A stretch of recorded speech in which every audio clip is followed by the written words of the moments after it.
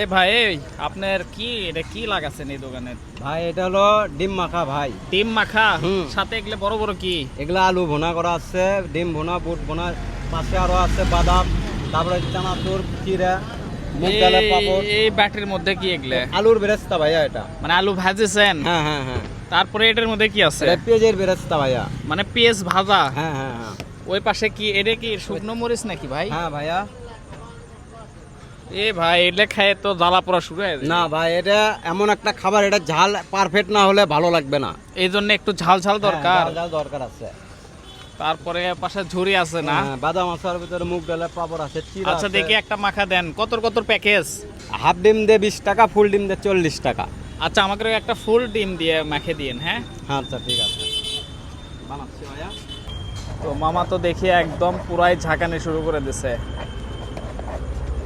খায় তাই পেট টেট খারাপ হবে না তো? না ভাই, ওষুধ করার দায়িত্ব আমার। মানে সমস্যা হলে ওষুধ আপনি কিনে দেবেন? গ্যাসের ট্যাবলেট আমি দেব, সার্ভিস। মাশাআল্লাহ।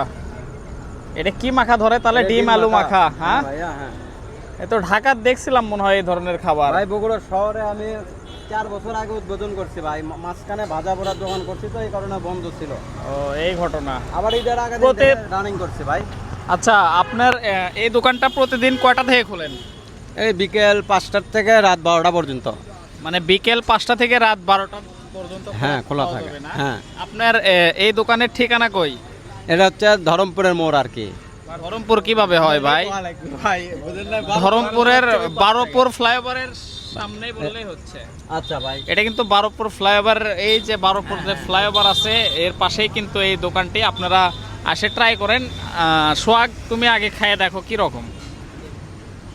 খাও আগে তুমি। কেমন মজা আছে? ওকে গাইস, ও বলছে মজা আছে, আমরা এখন খেয়ে দেখি।